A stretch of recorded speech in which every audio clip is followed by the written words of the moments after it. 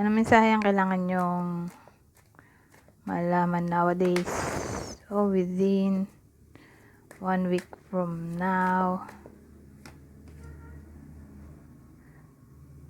Ito magandang combination. Mukhang bakasyon to kasama ang mga friends. Yung energy natin pwedeng tumama sa'yo o sa someone na kakilala mo o malapit sa iyo. Dito mukhang magbabakasyon yung iba. Mag-get together. Mag-uusap tungkol sa paggala. O magsasaya kasama ang mga kaibigan.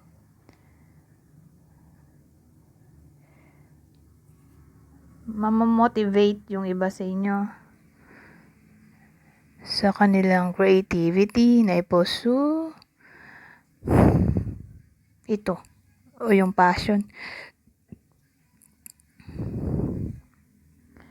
Pero in general, magsasaya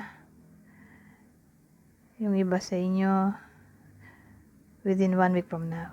Yung energy din natin dito pwede ring mangyari agad-agad sa loob ng 24 oras. Kaya, pay attention.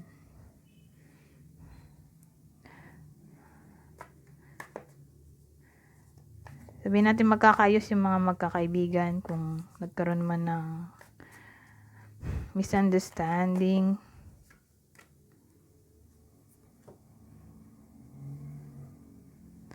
Trumpet.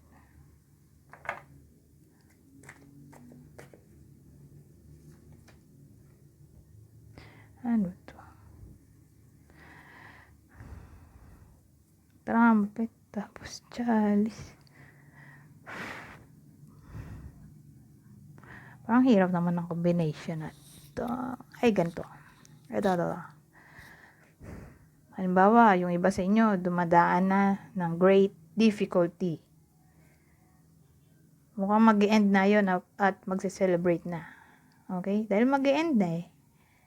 Within 1 week na from now. So, kung ano man yung nagpapahirap sa inyo, mukhang titigil na yun o magbubunga na ang katas ng pinaghirapan.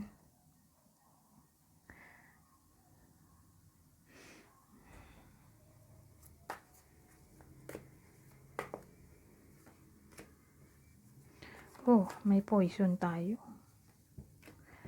Hand. Poison. Ano yan? Toxic yung kindness. Parang plastic lang. Beware. Fake ba? Fake yung pagkakawang gawa o yung pakitang tao.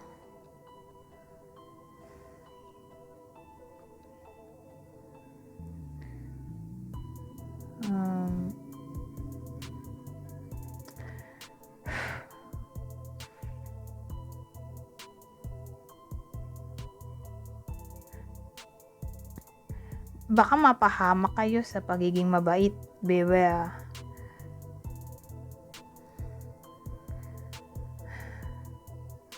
Baka maipit kayo sa situation na alokin kayo ng something, ng someone na parang kakilala nyo, parang hindi kayo makatanggi. Beware. Parang may aalok yung kakilala nyo sa inyo. Hindi nyo akalain na toxic pala yun. Sabihin natin scam pala. Easy success daw.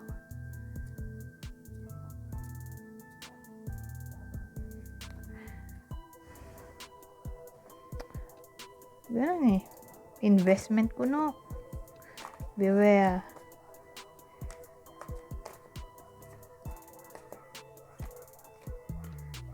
Yung parang ano ba, tutulong daw, tapos may kapalit pala. Ganun eh.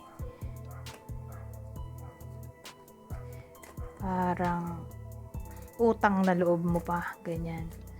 Sabagay, dapat naman talaga, di ba, tumanaw ng utang na loob. Pero kasi ito parang yung pagtulong niya ay may hidden agenda na hindi ka na makatanggi dahil sa utang na loob.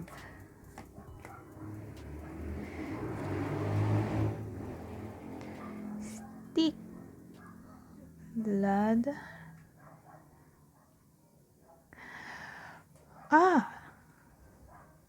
Eto, yung iba sa inyo mukhang nagsarili o magsasarili. Dahil dyan, mas magiging matagumpay. Parang ganoon eh. Sabihin natin, hindi na siya nakipag-cooperate sa ibang ka-workmate. Kasi parang ayaw ng idea mo, nag-aaway kayo. Hindi kayo magkasundo, mas maganda magsulo ko na lang. At gawin mo ang gusto mo.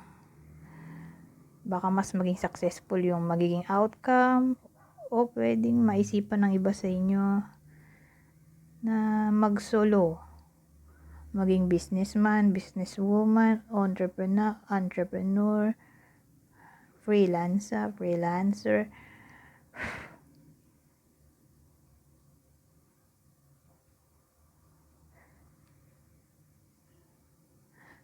Ito, iba naman to.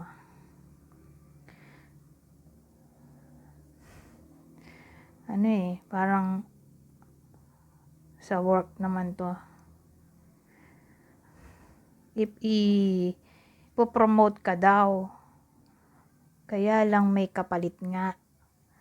So may kukunin siyang something sa'yo para ma-promote ka. Beware. Para sa iba sa inyo. So something sa'yo. Pwedeng pagkatao mo, kaluluwa, o pera.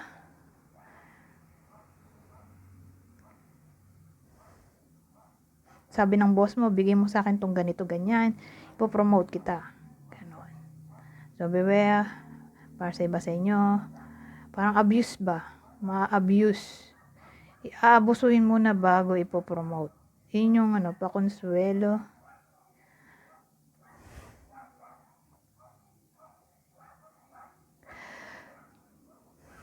Wala nang maisip. Isa na lang. Last na to.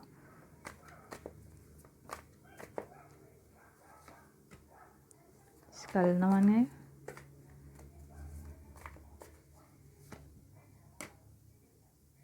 Ito maganda.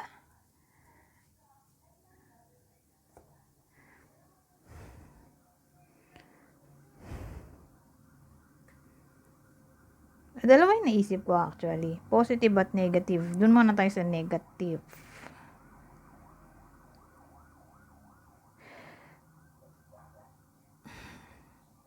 Yung negative, all of a sudden, magkakaroon ka ng problema sa communication. So, makaka-experience yung iba sa inyo ng misunderstanding, miscommunication, delayed response, ghosting, no contact, OMG. Diba to? Diba super negative yon?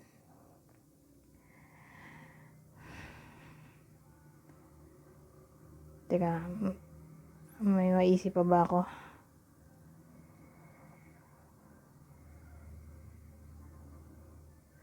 Yun na lang.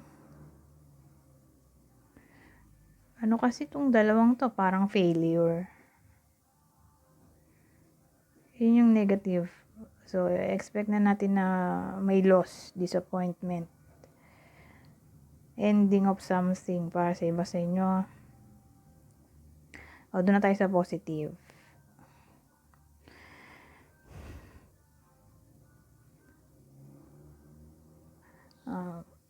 Renewal to. Kasi yung skull, parang death card. So, parang new beginning. Kanina ending. Ito naman new beginning sa positive. So, halimbawa, yung iba sa inyo nakaka-experience na ng ganito. Yung sinabi ko kanina na problema sa communication in general. Dito, magbabalik na yung communication. Magiging okay na ang lahat. Yung failure kanina, dito success na.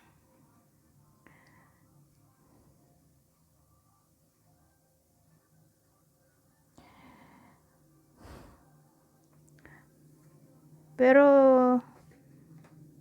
dun sa ending kanina, mukhang may magse-separate na magkarelasyon o sa buhay mo, parang mawawala. Dito naman sa positive, yung mga single magiging in a relationship o makakahanap ng new love interest o makakausap nila yung new love interest. Parang magiging in love.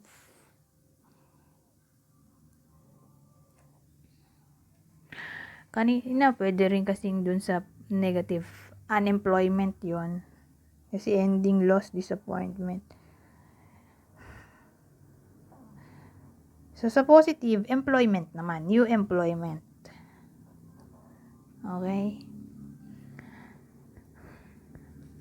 Anyways, hanggang dito na lang. Goodbye for now.